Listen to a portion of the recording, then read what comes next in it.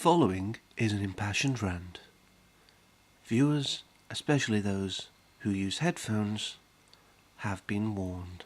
So, I'm going to talk about elections, because nobody seems to care. Nobody seems to care.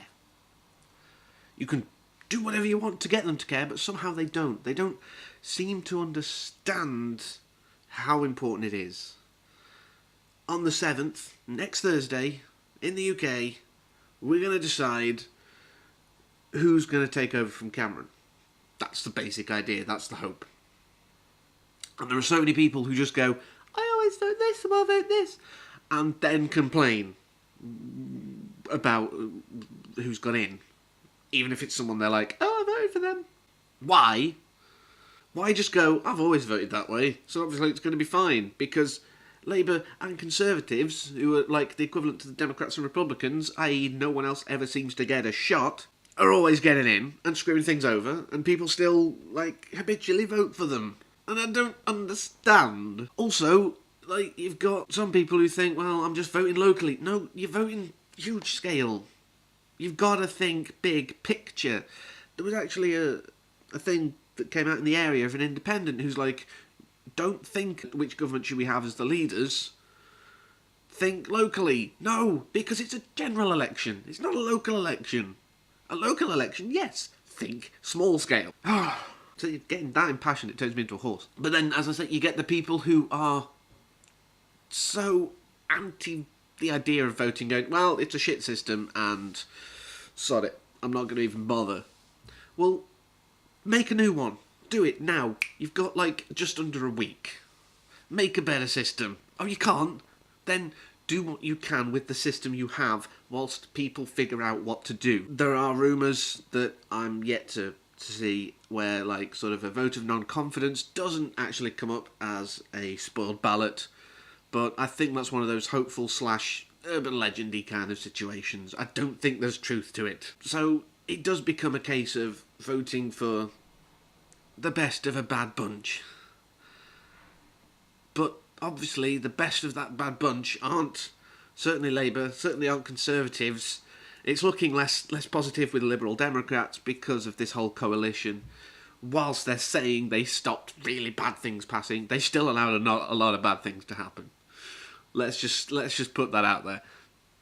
So we're looking to the other parties. We're looking to the small scale guys. We're looking to the people who are just like, okay, all I can promise is I'm not going to mess it up as much as they did. It's not ideal, but is just having exactly the same as we've been having for many, many years, going wrong. A better solution is not bothering or spoiling it so it doesn't apparently count.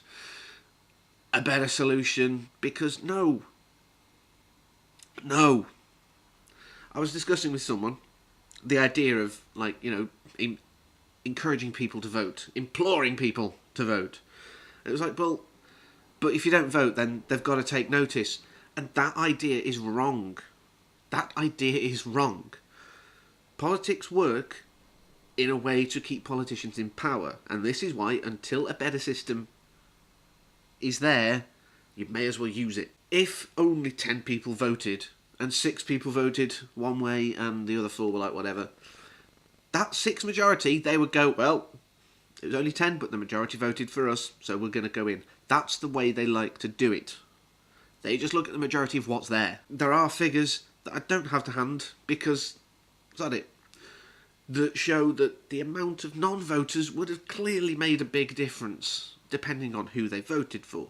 That's always the tricky thing. So, people who just aren't motivated, fine. Whatever.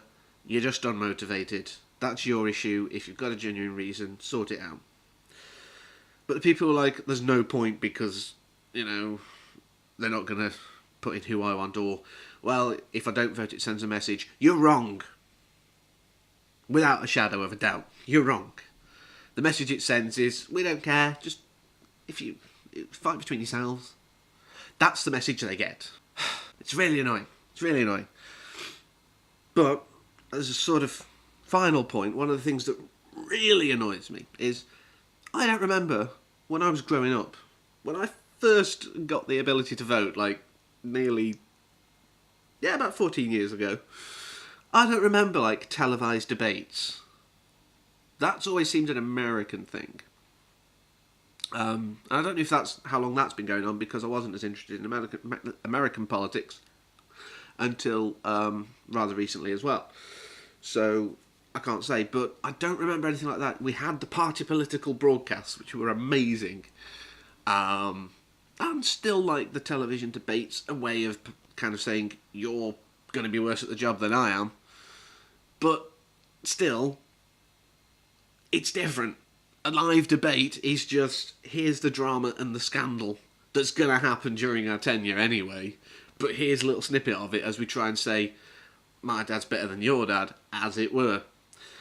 But all it makes me think is that it's Jeremy Kyle for posh toffs. That's all it is. You watch Jeremy Kyle's like, oh, you did this, and it's all beating them down, and you watch the televised debate and it's all, oh, well, sir, you did this when you were in power. It's Jeremy Kyle for posh toffs. On both sides of the fence, I guess. But I think that's about all I've got to say. So, don't just vote on scandal. Don't discard your vote entirely. Put it somewhere where you think it can't be worse than the big two. And we won't maybe get the big two. And until next time, I'm going to take a chill pill, and you guys can take care.